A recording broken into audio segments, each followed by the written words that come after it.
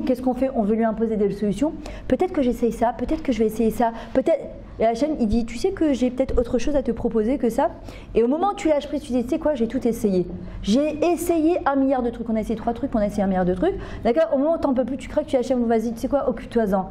Et ta Yeshua, elle arrive d'un coup, tu te dis, waouh, j'aurais pas pu imaginer que la Yeshua, elle allait arriver d'ici. Comment j'aurais pu penser une seconde? Le problème, c'est qu'on fait trop le contraire. D'abord, on fait ce qu'on a à faire. Et quand on n'en peut plus, on lui demande, non, prenez vos dossiers. L'année prochaine, vous devez choisir ce que vous devez faire. Demandez-lui qu'est-ce qui est nachon pour vous de faire, pour ne pas perdre de temps, pour faire le bon choix, pour trouver dans la bonne misguérette, pour trouver avec les gens qu'il faut. Ne croyez pas que vous allez prendre une achlata, une décision toute seule. Toute seule, on ne peut rien. On ne peut ni penser ni réfléchir. Et c'est pour ça qu'après, on prend des décisions. Moi, parfois, j'ai des calottes. Même parfois, très proches du mariage, elles sont perturbées. Je ne sais pas si c'est bien que je me marie avec lui. Mais t'as demandé à Kadesh Baruch Hu? On a une petite voix à l'intérieur qui nous dit, qui nous guide. Mais on doit demander à Hachem la bracha dans ce qu'on fait. Une fois que j'ai décidé, Hachem donne-moi la bracha, que je ne regrette pas ce que j'ai fait, que je sois entière avec ma décision. Une autre chose, par exemple, un point qui est très important. Il faut savoir que dans la vedette Hachem, quand on veut évoluer, toute seule, c'est impossible. Par exemple, on vit dans un monde, excusez-moi, mais c'est un monde de fous. D'accord? Je ne sais pas si vous le sentez, mais c'est un monde de fous. Un monde qui est en même temps incroyable par la technologie, et en même temps qui a rendu fous les gens complètement, mais fous. C'est-à-dire les gens, ils ont une addiction à Facebook, à Instagram, au portable. Tu peux regarder ton WhatsApp 1 milliard de fois, tu n'as aucune oda, il est 2h du matin, et tu fais rouler tes WhatsApp comme ça, comme si que peut-être il y a quelqu'un qui va te faire un coucou à 2h du matin. Et vas-y qu'on like qui, j'en sais rien. Moi, mes filles, elles me disent, ah, sur Instagram, j'ai 300 Ogvim. C'est qui? Je sais pas, mais j'ai 300 Ogvim. Mais qu'est-ce qu'on s'en fout? Si on passe notre temps à liker les gens, au lieu de liker notre vie, on passe notre temps à voir comment les gens ils vivent au lieu de voir comment nous on vit. Maintenant, il faut savoir une chose. Si on veut s'en sortir dans ce monde, parce que je peux vous dire, on peut très très très vite tomber dans le monde dans lequel on vit, et même en Israël, ne croyez pas qu'ici tout le monde il est beau, tout le monde il est gentil. Pas du tout, même si c'est un peuple, Baruch Hashem, qui est incroyable, il faut se protéger. Il faut se préserver parce qu'on est à l'abri de rien et de rien du tout. Et même il y a des gens qui étaient versés dans la Torah, des avrichim, des femmes qui se collent la tête, qui sont tombées. Donc ne croyez pas qu'on est à l'abri de quoi que ce soit. On ne peut être à l'abri, être à imni la machazikimba, va t'emprunter à meusha. Comment je peux tenir bon face à cette génération? Seulement si je m'accroche à la Torah, à Kadesh Baruch Hu, à la Tfila, à la Emouna, à la Simcha, et c'est ça qui me donnera les moyens d'y arriver. La deuxième chose, Mishiboter Bachem, Chesed Yesoveveu. Il n'y a que celui qui place toute sa confiance en Hachem, toute sa confiance, pas un peu, son bitachon, et le bitachon parfois il est plus fort que la tfila, il peut s'en sortir dans ce monde-là, il sait qu'il sera entouré de chesed à Kadesh Baruch Hu. Hachem il est avec lui dans chaque pas, dans chaque décision, dans chaque choix qu'il fait. Par exemple, quand je suis arrivée à Bétar, donc ça fait 24 ans que je fais mon alia, ça fait 23 ans que j'habite à Bétar. J'allais au cours de la rabbinite Toufik. La rabbinite Toufik c'est une femme incroyable, comme je vous dirais la rabbinite Kanevski. C'est des gens qui ne font pas partie de ce monde-là, je ne sais pas comment vous expliquer. Je me rappelle les premiers cours quand tu arrives de Zaratora, tu débarques là-bas, elle parle en hébreu, je ne comprenais pas ce qu'elle voulait. Tellement le niveau il était très très très élevé. Et je me rappelle qu'une fois après un cours, elle est venue me voir. Pas elle, une femme qui était là-bas, une franco-israélienne, elle me dit, tu sais, si tu veux, moi j'ai un gamar pour fermer les jupes, pour faire des tikkunim, pour que tes habits soient plus siout, je le fais gratuitement. Maintenant, moi quand je suis arrivée de France, j'avais encore les manches un petit peu au-dessus du coude, j'avais les jupes un peu just, mais il y avait une fente derrière, mais pour moi, dans la mesure où la jupe elle allait après le genou, je n'avais pas de problème.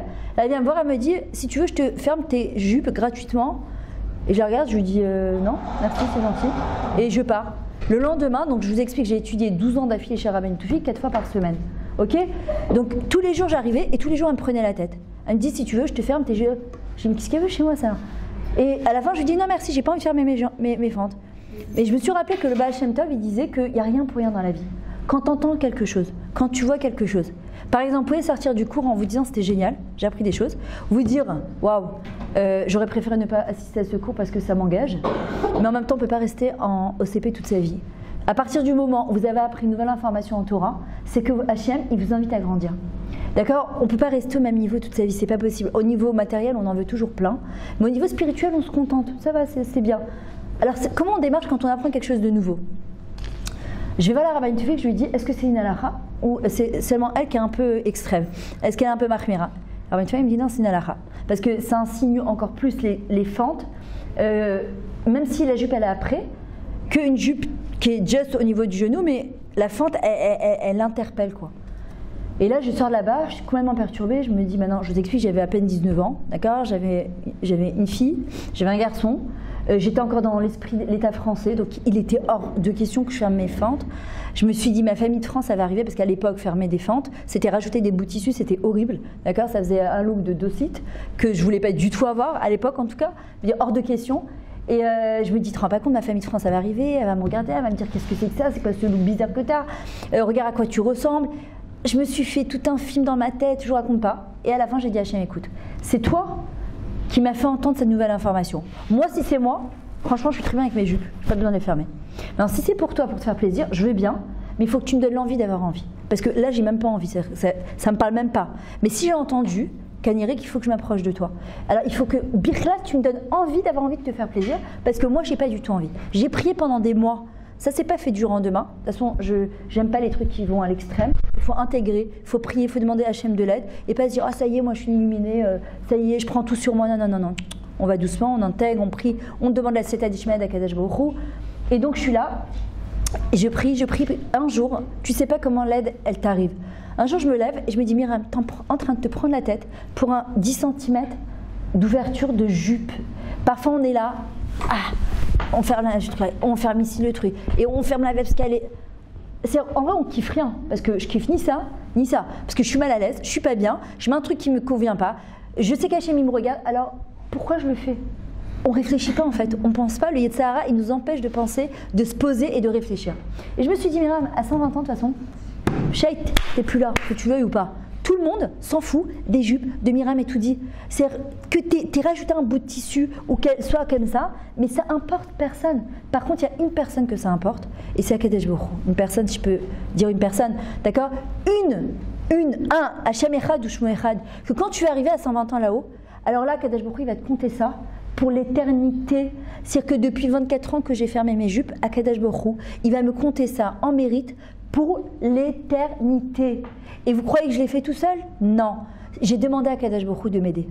À mon époque, donc j'avais votre âge, on est toutes dans le même panier, vers l'âge de 16, 17 ans, 18 ans, on a envie de plaire. C'est comme ça, on est des jeunes filles, on a envie de plaire aux garçons, on a envie d'être jolie, on a envie d'avoir un petit copain, d'accord? Moi aussi j'ai 4 filles, donc je sais ce que c'est, et je les entends, et je les vois, et c'est normal. Vous dire que c'est pas normal, non, c'est normal. D'accord? Ce qui serait pas normal, c'est de ne pas avoir envie. Maintenant, parfois, on nous conditionne. Non, jusqu'au mariage, c'est assourd. Maintenant, d'arriver à comprendre pourquoi vaut mieux éviter, pourquoi vaut mieux se préserver d'avoir des petits copains avant le mariage. Parce que après, je vous le dis, d'expérience de ce que j'entends de mes calottes, de ce que j'entends des femmes mariées, on compare. Après le mariage, on compare. Il y en a qui vont dire non, mais j'ai pas envie de me marier avec un seul, je préfère avoir essayé d'abord un petit peu avant, comme ça je suis sûre de ne pas me tromper. Oui, mais sauf que c'est pas une jupe que tu essayes et qu'au pire tu la donnes au gmar. Non, ça marche pas comme ça. Comment je vais faire? Il y a des gens qui me disent je veux être Shmirat Negia, mais j'y arrive pas, c'est trop dur. Seul, c'est impossible d'y arriver. Je vous dis, seul c'est pas possible parce que le monde il est trop tendance. Et puis à partir du moment où tu décides ça, forcément, Hachem, il te met devant le Nisayon. Pourquoi? Pas pour t'éprouver, pour te montrer combien tu es capable. Hachem, il n'a pas besoin que tu lui prouves quoi que ce soit. T'es sa fille, c'est lui qui t'a créé comme ça, et il sait exactement comment tu fonctionnes. Moi, je me rappelle ce qui m'a aidé à ne pas faire de bêtises à mon âge. Alors vous allez me dire, ouais, mais c'est normal, tu t'es mariée à 17 ans. Non, non, parce qu'à 15-16 ans, moi aussi, j'avais envie d'avoir des petits copains. Moi aussi, j'avais envie de plaire. C'est normal, ça fait partie de la vie. Mais ce qui m'a aidé, c'est que mon Rav, le Rav Wittenberger, qui était mon prof à l'école, je me rappelle que je l'aimais beaucoup. Et je savais qu'il avait beaucoup d'estime pour moi et j'avais beaucoup d'estime pour lui. Et l'idée que peut-être j'allais le rencontrer au centre commercial avec un copain main dans la main et qu'il allait me regarder, mais pas qu'il allait me regarder d'un air je suis désolée pour toi. Kilou, Myriam, c'est pas toi, tu peux pas faire un truc pareil. Il avait des yeux bleus perçants, je me rappelle, je me disais la honte de le regarder, mais pas la honte parce que je le crains, parce que je voulais pas le décevoir, parce que pour moi, il représentait quelque chose d'important. C'est la même démarche avec Hachem. Si je vais pas sortir avec un garçon, c'est pour me préserver. 2, c'est pour essayer d'arriver le plus pur possible sous la roupa. Vous allez gagner de ça, je vous le dis. C'est-à-dire que je sais que c'est pas facile. 3, on demande à Hachem de l'aide. Seul, vous ne pouvez pas. Akadosh Baruch Hu, j'ai besoin que tu m'aides à tenir bon jusqu'à ma choupa. Parce que tout seul, c'est trop difficile. Et puis, tu as l'impression de passer pour une chnounite quand tu n'as pas de copain. Regarde, moi, je me rappelle en première terminale, on dit « Ah, tu n'as pas de copain ?» Kilou, t'es appelée la petite miskina de la classe, d'accord? Et en vrai, c'est d'avoir Hachem devant soi, pas parce que j'ai peur, parce que j'aime tellement Akadosh Baruch Hu que j'ai envie de lui faire plaisir. J'ai pas envie de le décevoir. La même relation que j'aurai avec mes parents, que je vais pas faire un truc parce que j'ai peur qu'ils me punissent, c'est parce que j'ai envie de leur faire plaisir. Parce que je sais qu'ils ont une grande estime pour moi, parce que je sais qu'ils me font confiance et que Hachem il me fait confiance et qu'il ne me donne pas des choses que je ne peux pas surmonter. Mais arriver à comprendre que sans lui, je ne peux pas. Et quand je m'adresse à Akadosh Baruch Hu, c'est lui dire à Hachem, j'ai envie de me rapprocher de toi, j'ai envie de te faire plaisir. Maintenant moi, Anilo, Yodat, Kloum, je sais rien, je peux rien, je comprends rien, toute seule, je ne peux pas. J'ai besoin de toi. D'accord, j'ai besoin de toi. Maintenant, la tfila aussi, elle passe, comme vous avez dit, c'est la reconnaissance, la hakaratatov. Avant de commencer à demander quoi que ce soit à Hachem, d'abord il faut remercier. Je ne peux pas venir dire à Hachem, donne-moi, fais-moi, s'il te plaît. D'abord, c'est Hachem, merci pour ce que je suis, merci pour ce que tu m'as créé, merci pour ce que tu me donnes, ce que tu vas me donner et ce que tu m'as donné. D'accord, c'est David Ameller qui nous apprend ça dans les Télim. C'est toujours remercier sur le passé, le présent et remercier à l'avance pour le futur. Les gens, ils ont honte parfois de dire « Ah non, je n'ose pas trop demander à Kadosh Baruch Hu, c'est déjà pas mal ce qu'il me donne. » Mais en vrai, c'est pas nachon, parce qu'il n'y a rien qui est acquis dans la vie. Ni l'intelligence, ni la richesse, ni le corps, ni la beauté, ni le mari, ni les enfants. Il n'y a strictement rien qui est acquis dans la vie, même pas la avodat Hashem. On te dit ne crois pas en toi jusqu'au dernier jour de ta vie. On voit bien l'élève de Rabbi Meir, non, c'était le maître de Rabbi Meir, Elisha ben Abouya Nachon. C'était son maître ou son élève? Non, c'était son maître. Merci. D'accord, c'était son maître. Il a tout jeté en vrac. Je ne sais pas si vous imaginez, le maître de Rabbi Meir Balanas, le grand Rabbi Meir Balanas, son maître, il a ne crois pas en toi jusqu'au dernier jour de ta vie. Alors tu dis, ouais, mais en même temps, on me dit de croire. Oui, sois fier de ce que tu fais, sois content de ce que tu fais, mais ne crois pas que c'est un acquis. Il n'y a rien qui est acquis dans la vie. Donc, David Ameller qui t'apprend, quand tu as quelque chose de bien, tu es intelligente, ne prends pas pour argent comptant. Parce que c'est Akadosh Baruch Hu atachonen lanu chokhma mina vedat. C'est Hachem qui donne l'intelligence. Le Rambam, il le dit dans sa Higueret, si tu es plus intelligent que quelqu'un, considère-toi un peu moins intelligent que quelqu'un. Tu es plus riche que quelqu'un d'autre, considère-toi plus pauvre, parce que la personne qui est en face de toi, peut-être qu'elle n'est pas riche financièrement, mais peut-être qu'elle est plus riche spirituellement. Ne crois pas que ce que tu as, c'est un acquis. Jamais, jamais, jamais. Donc David Ameller, il dit ce que tu as, remercie. Et dit à Kadosh Baruch Hu, et merci que ça continue, que cette bracha continue. Pourquoi? Parce que ce que Hachem il nous donne, c'est ce qu'on a besoin pour le servir dans la joie. Le but, c'est de le servir dans la joie. Quand je demande à Kadosh Baruch Hu quelque chose, d'accord, je dois lui dire, alors il y en a qui vont dire arrête, c'est du mytho. Donne-moi la parnasse à Béchéfa, donne-moi un super mari comme ça. Pourquoi c'est du mytho? Parce que en vrai, chez un juif, tout ce qu'Hachem il nous donne, c'est spirituel. Nous, on voit comme le matériel. Pourquoi il y a des gens qui sont mariés, il y en a qui ne sont pas mariés? Il y en a qui sont mariés, qui n'ont pas d'enfants, il y en a qui sont mariés, qui ont 10 enfants, il y en a qui en ont 3, il y en a qui vivent dans un 2 pièces, il y en a qui vivent dans un 15 pièces. Pourquoi? Comment Hachem il fait fonctionner son monde? Parce qu'Hachem, il sait exactement ce qu'on a besoin et de quelle manière on doit le servir et qu'est-ce que j'ai besoin pour le servir. Attention, ça ne veut pas dire... Aujourd'hui, la phrase magique, c'est « Akol et tova min hashamaim ». Et les gens, ils deviennent adishim, sha'ananim, comme ça, je ne sais pas comment on dit, nonchalant, passif. « Ah, j'attends qu'Hachem il fasse les choses ». Non, non, non, non. C'est aide-toi et le ciel t'aidera. C'est-à-dire que, comme tu as dit tout à l'heure, on fait d'abord sa ishtadlut. On doit faire ce qu'on a à faire. Mais après, de savoir que le résultat, il n'est pas entre nos mains. Il y a des fois des jeunes filles qui me contactent et qui me disent « J'essaye dans la tzniout, mais c'est trop dur. J'essaye dans la shmirat negia, mais c'est trop dur. J'y arrive pas. » Vous savez, Akadosh Baruch Hu, il est tellement Rahman, il est tellement plein de compassion. Il n'est pas Vatran, il est Rahman. Vatran, ça veut dire que c'est peace and love. Bon, c'est pas grave, il va me pardonner, je vais venir à Yom Kippour, je vais khatati aviti, je fais ce que je veux de ma vie, et puis après, non, non, non, non. Hachem, il n'est pas Vatran, mais il est Rahman. Ça veut dire quoi? À partir du moment où une personne, elle a vraiment envie d'avancer, elle veut vraiment évoluer, elle a envie de s'approcher d'Hachem, elle monte, elle descend, elle monte 2 marches, elle redescend 3 marches, elle remonte 4 marches, à Kadosh Baruch Hu, sur toutes les fois où on aura essayé, toutes les fois qu'on essaye, on essaye vraiment. Et bien même que j'ai un hirour de ratson, c'est-à-dire que j'ai même juste envie, pendant que je vous parle, s'il y a une fille qui a été touchée par le cours et qu'elle se dit dans sa tête, j'ai vraiment envie d'arriver sous la roupa Gdosha, j'ai vraiment envie de faire plaisir à Hachem, j'ai envie vraiment d'être siout. Au moment où vous avez juste pensé ça, vous avez juste un hirour de ratson, juste un réveil comme ça, sachez qu'Akadosh Baruch Hu vous a déjà récompensé sur ça. Après, comment j'arrive à ça? Ça, il faut que je demande à Kadosh Baruch Hu, Hachem, permets-moi de réaliser ma volonté, et ma volonté qui est ta volonté en fin de compte, parce que sans toi, je ne peux pas y arriver. Et les fois où parfois il y a des filles qui me disent, je me suis mis en jupe 6 mois, mais ça sert à quoi? Parce qu'après, j'ai remis mes pantalons. Dès que je suis sortie de la Givot Washington, j'ai craqué, j'ai pu réussir. Alors ça sert à rien? Faux.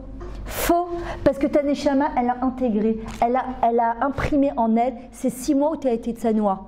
Le résultat, il n'est pas entre nos mains. Par contre, nous, on doit demander à Hachem de nous aider. Hachem, redonne-moi envie de me mettre en jupe et pas en pantalon. Redonne-moi envie de te prier pas que dans un sidour, de comprendre que le but, c'est d'avoir un vrai lien avec toi, un vrai kécher avec toi. Aide-moi parce que tout seul, je ne peux pas. Maintenant, quand on prie, il faut être convaincante.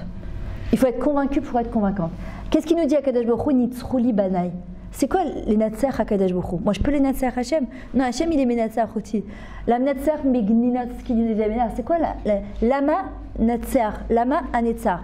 Rappelle-toi qu'il y a un Netzar qui a une éternité. Mais rappelle-toi pourquoi tu veux vaincre et tu veux convaincre. Le but, c'est à Kadosh Baruch Hu, il dit, je sais pas comment on dit, convainquez-moi, ça se dit? Convainquez-moi? Convainc-moi.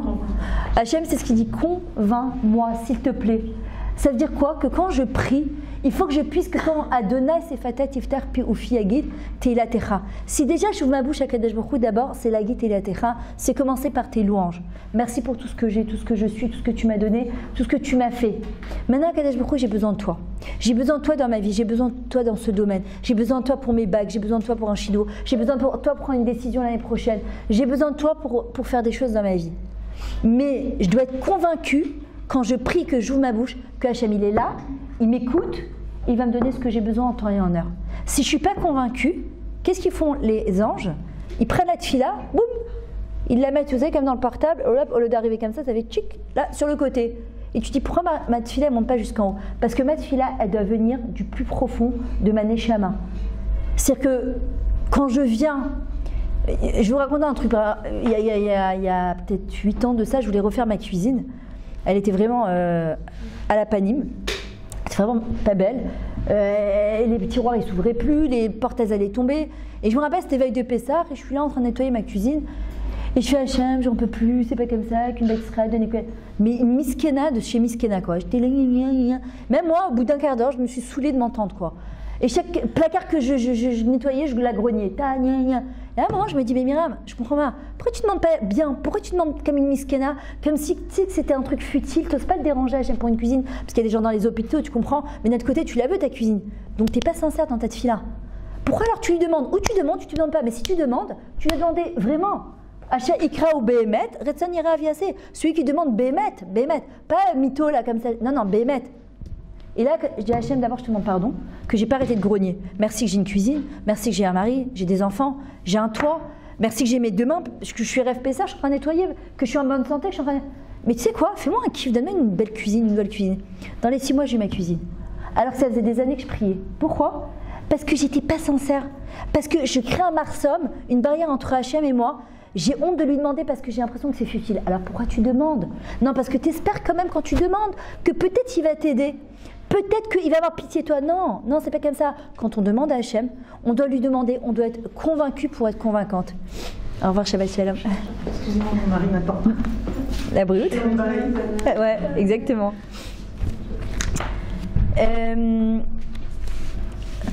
Voilà. Maintenant, on voit que dans... combien de temps il me reste? Conclure, quoi. Hein? Faut conclure. Conclure, ok.